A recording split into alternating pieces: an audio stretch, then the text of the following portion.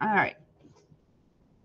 So remember, come on. All right. Internet's slow today. Oh, there we go. All right. So remember that I had to put a new chapter 12 out there. So if you were struggling getting some of the stuff done from last night, that's out there. If we look at your homework from last night, you should have had some structural diagrams drawn on here. So you would have had water drawn like this. You would have done some research and you would have found that this has all three of these intermolecular forces. And you don't really understand yet what those are about. If you read up here in some of the information, it talked to you a little bit about that. So all molecules are going to have these London dispersion forces. Okay, so everything should have that checked. Anything that is a polar molecule then is going to have dipole-dipole. We talked about polar molecules when we were talking about chapter 8. So you've had some exposure to that. That was right after we came back from winter break, I believe is when we started talking about that. And that had to do with the electronegative elements. And then there's a special type called hydrogen bonding. Okay. And that happens with fluorine, oxygen, and nitrogen when they are bonded to these hydrogens. And we'll talk about that as well. Okay, so you should have seen a pretty high number for the drops on the penny here. Then your ethanol, you're going to see that ethanol is drawn like this. And all you had to do was Google these to be able to find, or DuckDuckGo or whatever dog pile. There was lots of options to be able to find these drawn out there. And then I wanted you to research that and find that this also had all three of these. Whoa. Okay. You should have had a pretty high number of drops for the ethanol as well. Okay. This is a polar molecule because of the oxygen here. Okay. And it's going to be drawing those electrons. So you're going to have a negative part of your molecule this direction. Now, what happens is that oxygen also kind of hogs the electron from the hydrogen here and kind of pulls it over, making this hydrogen be able to connect with other molecules. And we'll talk about that more again as we get into the notes deeper today. I don't know if we're going to finish the notes today. So it usually takes me 2 days to get through those notes. All right, this one, we have our oxygen here. And then we have another carbon with hydrogens drawn here. And another carbon here with 4 hydrogens drawn off of it. Okay. So if you research this, you should have found that it has LDF and dipole-dipole. Now, this doesn't have as many IMFs as the previous two. So this should have been a little bit lower than those other two when you did your drops of penny on your penny. Okay. And this is a polar molecule. You've got your oxygen here. So you've got a heightened amount of electrons there for that oxygen. Sorry, it's okay. But it's not going to be quite as strong with the IMFs as this. And then you've got your pentane, which is a series of 1, 2, 3, 4, 5 carbons surrounded by hydrogens all around. So I'm not going to spend time drawing all those hydrogens out, but each one of these lines would have a hydrogen connected to it. This doesn't have any polar ability to it at all. So it only has London dispersion forces. And this should have had the smallest amount of any of them. You shouldn't have been able to get that many drops on the penny. Okay. So we wanted you to look at that. And then I also wanted you to look at the whiteboard marker and talk about that. And we'll come back to these as I get into the notes today with you, okay? All right, where did that PowerPoint go? I had a PowerPoint open. Here he is. Is he not showing up? There we go. All right, so oh, that shouldn't be showing up there. How do I get that down here? Well, that's just silly. I don't know how to get that down. I don't think it's going to work. What if I put it up here and then do this? Nope, still not going to work.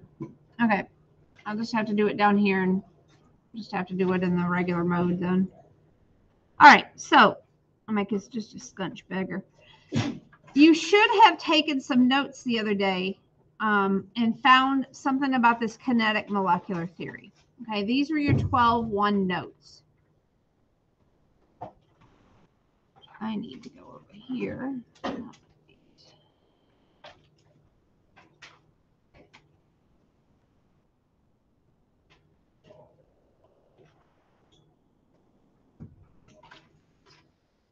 And you don't have to write everything down. This is videotaped, so if you do miss something or you want to add something in, you certainly can as things go along. But just wanted to briefly touch on a few of these things before we get too far in. So kinetic molecular theory, why is that there? Okay, kinetic molecular theory, we've got atoms and molecules. They're going to have energy. Everything has energy, okay? We don't have anything at absolute zero, so everything has a certain amount of energy. Everything is vibrating around you, okay? Some of it's vibrating in place, like your solids, but everything has a certain amount of energy with it. The more energy it has, the more molecular movement you have, and then we measure that in terms of temperature typically. So it's an important point that follows that the amount of energy of the atoms is going to influence their interactions, how they interact with one another.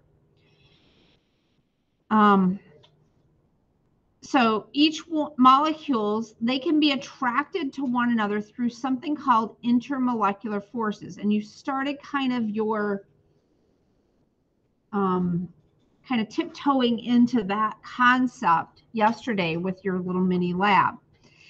Atoms and molecules that have relatively small amounts of energy and movement, like your solids and liquids, will interact strongly with one another. They have the IMFs. Your gases tend to have very few IMFs, and we'll talk about that. Trust me, we're getting into it. All those that have relatively high energies only interact slightly. Gases can be compressed because there's a lot of space between them. So you've seen like helium tanks at places before where they're blowing up balloons and different things like that. We can compress these gases. You can't really do that with liquids and solids for the most part.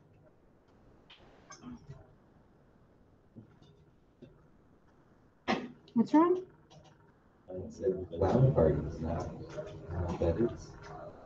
Clowns are creepy.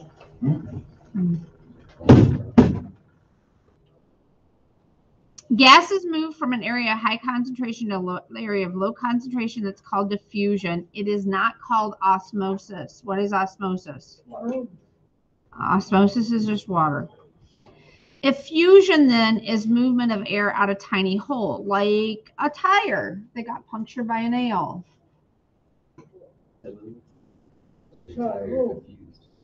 Well, the air is diffusing out of the tire, not the...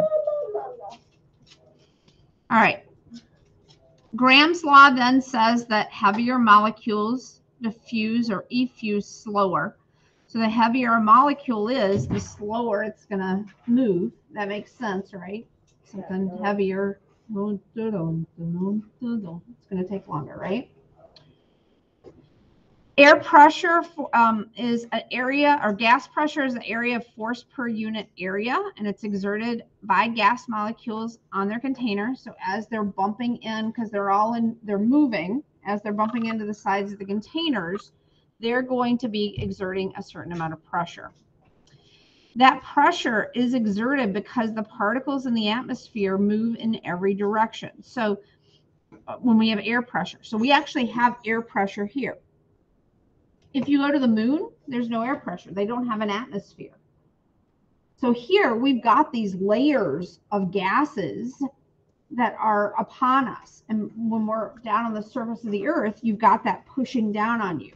You go up to a higher elevation, like in the mountains or at a hot air balloon or something like that, you get up higher, or airplanes, you get up higher. And when you're up there, there's less air pushing down, and so things can expand.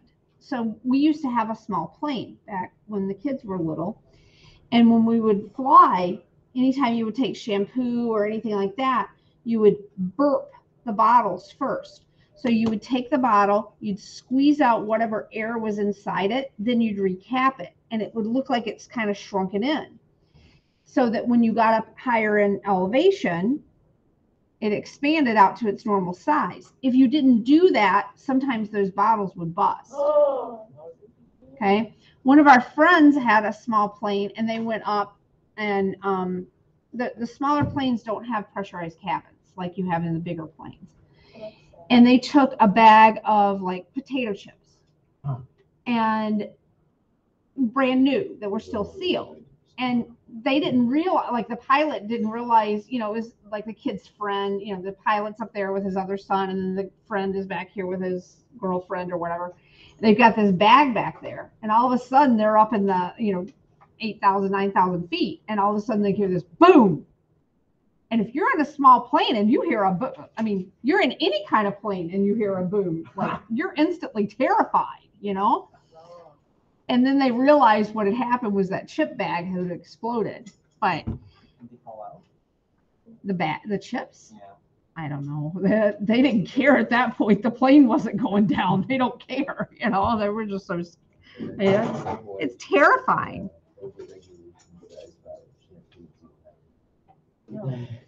All right. So, like I said, we have our air pressure. We have a certain amount. So you get up to like Mount Everest heights. Okay, there's very little air pressure up there. There's also, since there's very little air pressure, that means there's very little air. And what do you need? Air. You need oxygen. Okay, so you get up to these heights here, and even if you're going to like Denver and you've been down here, you're not used to that. I like Denver. But you're breathing a lot. You're huffing and puffing when you shouldn't be. It's like, holy cow. A lot of times Olympians, like people that are in like training, they will go to those higher atmospheres, train with less oxygen, so that when they go into competitions that are, at lower elevations, they're almost like a beast, because they can, they've got so much extra oxygen, like, hey, let's go. So we should swim in Denver on a mountain. They should swim on a mountain in Denver. You can measure pressure. One of the things is a barometer, so you can listen to the news and sometimes talk about the barometer. You'll also see, like on weather maps, they'll have H's and L's. This is a high pressure. This is a low pressure. And the reason why you have winds is because that pressure is trying to equalize.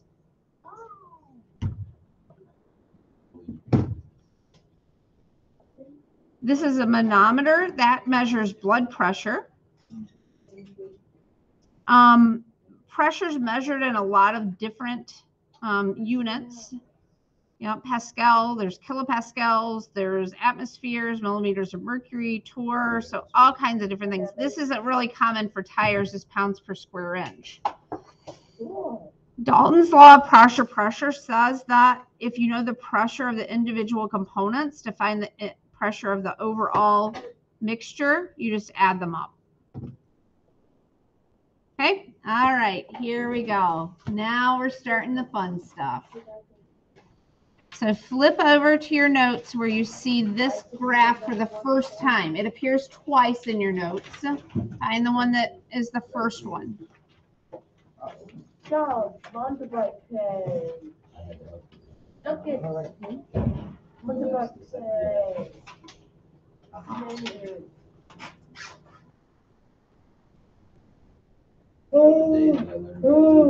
All right, we're good? You ready? Everybody's on the right page? We're ready to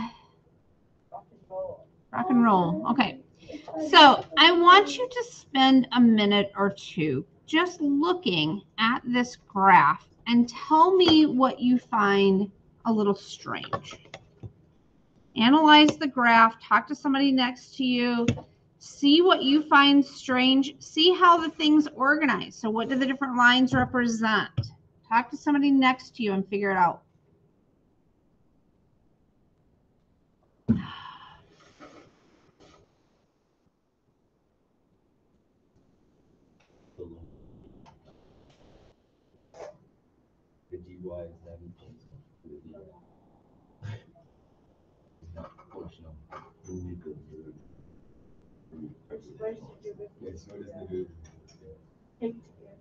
No, we're not doing that derivative stuff. That's the slope field of this. Make my head hurt. I do. I don't want this super analyzed. I just want you to tell me what looks strange about the trends here. H. H looks weird. Okay, what do you mean by that? So lines are based on how many hydrogens there are. It's like the top line is 2 hydrogens, the red line is 3, the blue line is 1. Okay, I'll buy that. What's strange about the graph? So now you figured out how it's organized. And each one of these, we're adding in another, this is your things that are in the same column with oxygen, right? These are the things that are in the same column with fluorine. These are the same thing as nitrogen. This is the same column as carbon. So what's weird about this? Okay, well, okay. Yeah. Okay, so that's strange. These other ones go down and then go up. This one goes just up and then up. Okay, and that's what I wanted you to look at. We're going to come back after we analyze some of these IMFs. We're going to come back to this graph at the end and talk about that. So what you're telling me is that, and typically with graphs, what would you expect to happen with these trends? It would look more like this, right? Where everything just kind of slowly goes up. But look at this. It goes down and then up. That's kind of weird, isn't it? For trends. Okay, so that's what I wanted you to see. I wanted you to see that these three go down and then up, but this one just goes steadily up. Good? Now we're going to investigate with our notes and find out why. Okay. All right, so we need to talk about some vocabulary first. James.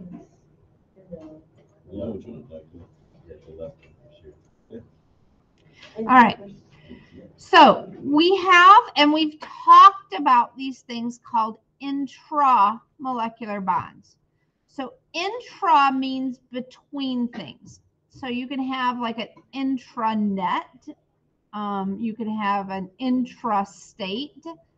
You've got interstates, right? You've got so these are like your state roads, like Highway 26. You get to the Illinois border, Highway 26 ceases to be Highway 26, and they call it something else. Okay, that's a state road. So within our state, we've got that. So that is an intra. It's between things. So these are ionic and covalent. Those are the two types that we also talked about metallic. Okay, we just don't talk about it much. Metallic. Okay. These are between atoms. So if we draw like our water here again,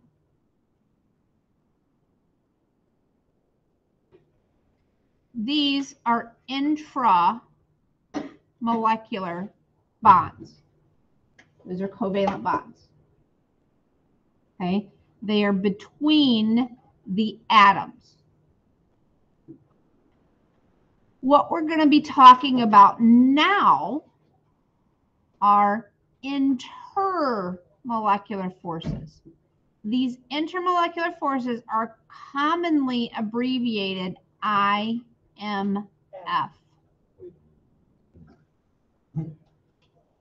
What? Hold on. Did you see Cole last night? Yeah, it was so funny. He dropped his phone. I don't know how it did through the break. bleachers. Oh, onto the ground. And it didn't even break. Not a scratch. His case had like edges. So these intermolecular forces are the forces that exist between molecules. Inter means like interstate. It's connecting two different states in that case. Here we're connecting two different molecules. These are not as strong as intramolecular. We don't usually call these intramolecular forces. We call them covalent or we call them ionic, okay? They're just not referred to much by this, okay? These we always say intermolecular forces or IMFs. We talk about these a lot, okay? So your intermolecular forces are right here. They are between these. Notice when I drew these, that when I drew the intra, the covalent bonds, I drew them with a solid line. I drew these with a dashed line. Why is that? That's weaker. Right, they're much weaker than these. Well, that's what the picture. I don't know, that guy looks pretty strong. I think he's more buff than the other two. Yeah, he's just. Yeah. The other guy's on steroids. The other guy's, yeah, he's doing steroids. Okay, does this make sense though? The difference between the two? Yes. Okay. So our IMFs, we have different types. We have dispersion forces. We have dipole-dipole. We have hydrogen. We've got a couple other ones too that we'll get to. But these are the main three that we're going to focus on right now. Okay? So if you have hydrogen bonding, you have dipole-dipole. If you have dipole-dipole, you have dispersion. So these kind of build on each other. If you've got this one, you've got this one. If you've got this one, you got that one. All right, good. But if you have this one, you don't necessarily have that one. All right, we good?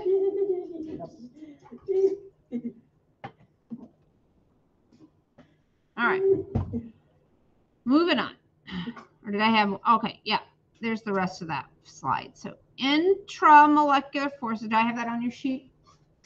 Yep. That is important. Make sure you write that down.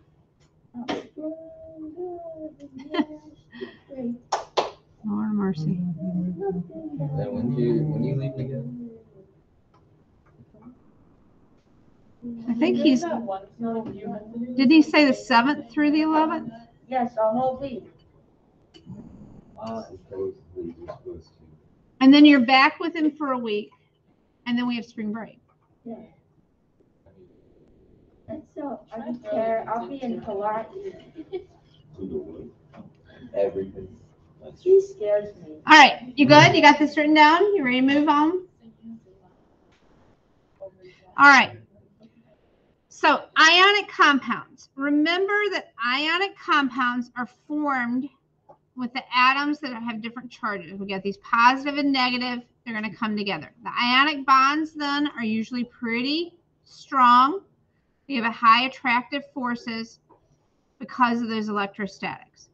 Because the ionic compounds are formed by alternating positive and negative charges, they're held together with those electrostatic forces. Okay, so for example, oh shoot, there we go. For example, we've got our sodium positive, and then we got a chlorine, a sodium, and then a chlorine, and then down here we've got a chlorine and a sodium, and they keep expanding that, that's how that works, right? Okay, so that's how those are held together. So when we talk about those, they have like a pretty high lattice structure. It's hard to break them. That's why those ionic compounds have such high melting points. So if you remember, we tried to melt those like salt. Oh, yeah. We can't get it hot enough to melt, could you? How hot does it have to be melted? I want to say like 3,400 degrees. Yeah, we don't have anything that will melt it in this lab. All right. So ionic compounds at room temperature tend to be solids. We call them collectively salts. So salt isn't just NaCl in chemistry. Salt in chemistry is any ionic compound. Okay, so the ions are held together really strong and tend to be solids under normal conditions. Covalent, though, and that's what we're going to focus on. We're going to focus on these covalents for the next few days. Covalent compounds have low melting points and boiling points. Remember the sugar? It didn't take much to get that going, and then eventually you probably didn't just melt it, you burnt it, right? Okay, and that's why you had to throw the test tube away, because it's too hard to clean those things. All right, covalent compounds have weak intermolecular forces, so it doesn't take much energy to get those particles to come apart. And that's what we're going to be looking at primarily for the next couple days. And it's going to take me probably today and all of Monday and maybe into Tuesday to get all these notes done. So we're pushing everything back in these? No, I've got it scheduled. Simulation. All right. Yeah. Have weak IMF. Yes.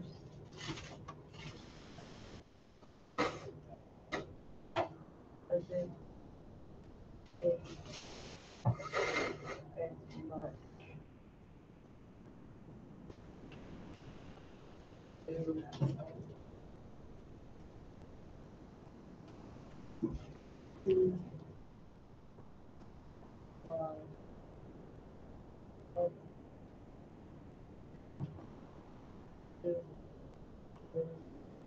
We're good.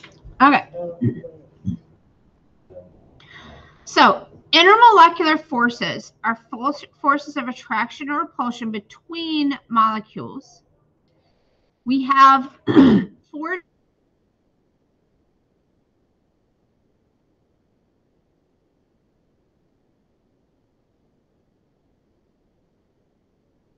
different. When we draw these are strong, much stronger than the IMFs that attract another water molecule to that one. We got it. Okay, this is much weaker here, much weaker compared to these guys. Okay, these 3 collectively are called van der Waals forces. We don't talk about that much. This one typically is abbreviated LDF, London Dispersion Forces. Okay, I will typically get lazy with this one and do a DD for this one. What about HB? Did you do that? I got the pencil. That's typically what I'll do for this one.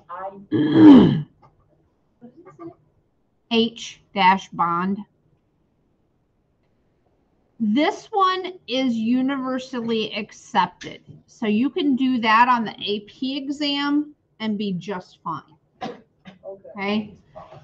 I don't know that these abbreviations hold up there. Okay. But this one, and these being IMF, this is also universally accepted. So you could do this one on the AP exam, you could do this one on the AP exam and be just fine.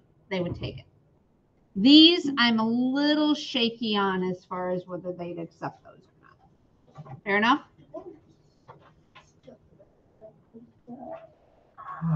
All right, so let's look at some stuff here, okay? And I just want to primarily focus on this down below, okay? You can see that these are stupid high compared to these, right? Okay, so this is what we're talking about in terms of these melting points being higher with just covalent bonds or metallic bonds. This is a special kind of bonding called network covalent bonds. It happens with certain things like diamond, graphite. There's a couple other things that it happens with, but it's not the same covalent bonding that happens with like your water and stuff. Okay, so don't let that confuse you. All right, so look down here. Do you see as we move up here with these forces that our melting points change? They get higher as we add more forces in. Okay, that's what I wanted you to see with that diagram. Isn't nitrogen a gas? At room temperature, yeah. Oh. This is Kelvin. 63 Kelvin. I don't know. I remember the thing 173. So that's negative 210 Celsius. That's pretty cool. Yeah. For a melting point? For a melting point, yeah. Or a boiling point. That's really cold for anything. Like you're cold. Oh, I get it. So we usually find it in a gaseous state because it's been past. No. Yeah, it's past. Yeah, it's already boiled. It's in a gas state. So anything below that, it would be a solid or a liquid?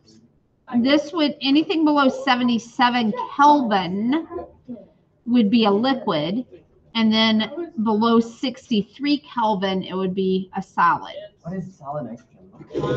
It's plus 273. I, Probably like You know a this is transparent block. yeah, probably, I'm guessing. And you've seen dry ice. That's like CO2. Oh, yeah. It's really cold. Yeah. Okay. All right, so moving on. Intermolecular forces then govern. This is what determines what is a solid, liquid, and gas. Okay? So if you think about like ice, for example, why is it a solid versus a liquid at room temperature versus a gas when you boil it? Okay? It's all determined by intermolecular forces. Whoa. That's what that's determined by. Okay? So if something's a solid, liquid, or gas, that's what determines it's what state it's in. Because remember, moving from state to state is a physical change. You're not changing what's happening with, or what molecules are making that up. You're just changing its state. So it's still H2O, whether it's ice, water, or steam, it's still H2O. The difference is, does it have really, really strong IMFs? Does it have strongish IMFs? Or are almost all the IMFs gone? If almost all the IMFs are gone, it's a gas. If you've got strongish IMFs, and I know that's kind of a weak word there, but you get the idea, okay? Then it's a liquid. And if you've got strong IMFs, then it's a solid. But it all comes down to IMFs. And that's why they're so important, because they determine so many different things. Okay? So when we look at these in terms of this cohesive force, which is your IMFs. That is what's holding it together. Cohesion. When something's cohesive, it's held together tight. Okay? Versus the disruptive force, okay, which is typically thermal energy or heat, okay? So when the cohesive force is great and the disruptive force is weak, then you have a solid.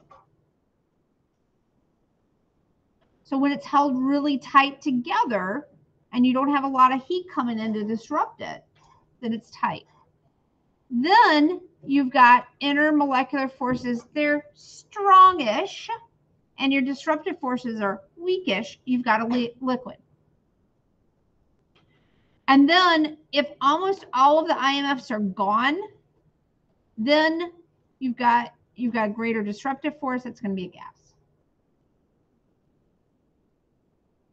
Does that make sense?